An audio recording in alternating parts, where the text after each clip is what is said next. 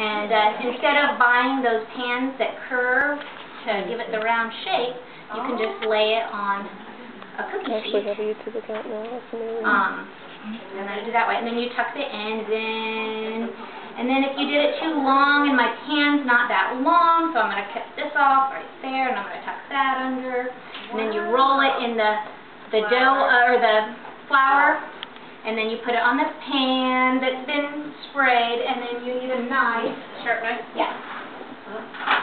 And here's another tricky serrator. Not that one. Thank you. Alright, and then before you let it rise, you're kind of going to brace it by barely touching it on the sides.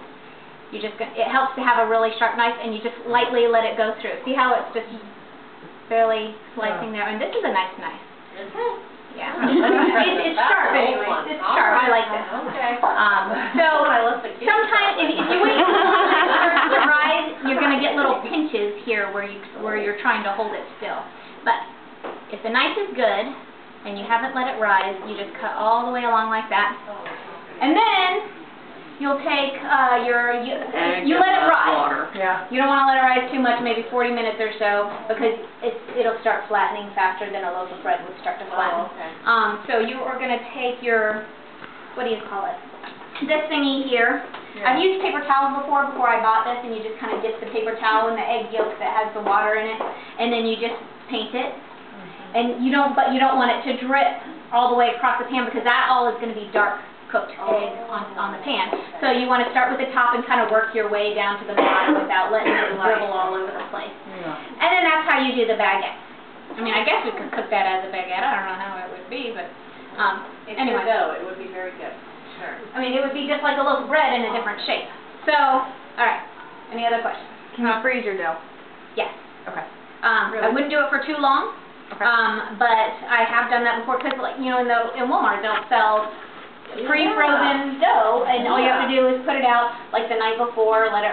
Have you done that? Have you tried it with rolls and all that? Yeah, it doesn't always rise as much. Okay.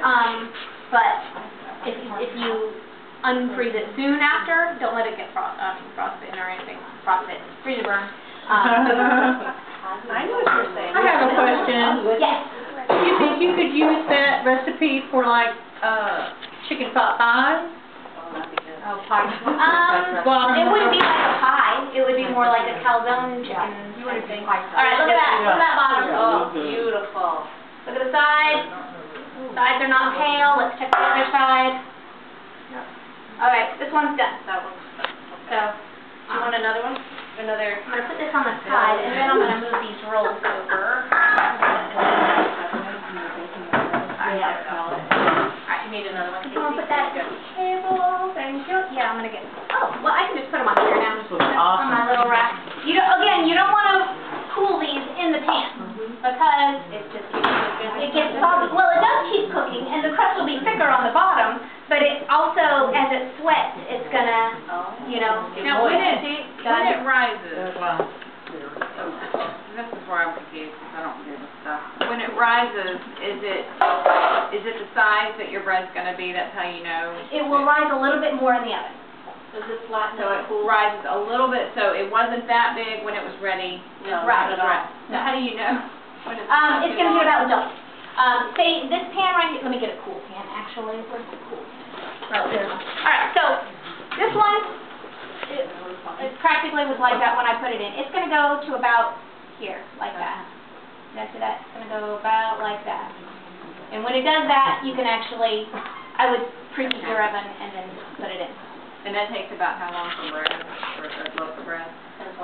I would say about 25 minutes. I would start checking it at maybe 22, 23. Are you talking about the rising or the cooking? The cooking. Oh, the rising. Rising.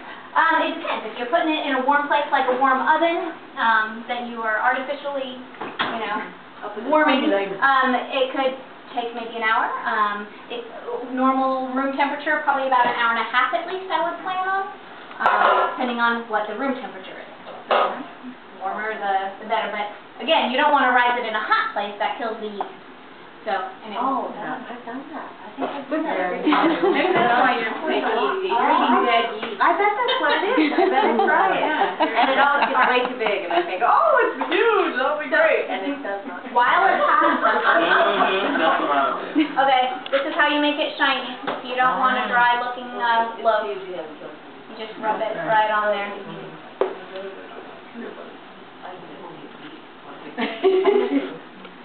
Oh, yeah. If you don't like butter, you're going for, low fat or something, then do the egg yolk thing, I guess. But I like the butter. Well, you can also use the spray butters that they have that have almost no calories. They work well too. Shine it up. Yeah. Go through 3 loaves of bread in one. I don't know if egg whites, has anyone ever tried egg whites or would that be weird? Does that work? Yeah. No. No. I've heard that out in Park tonight. Okay. All right, I think that's it. Ready? So, tasty!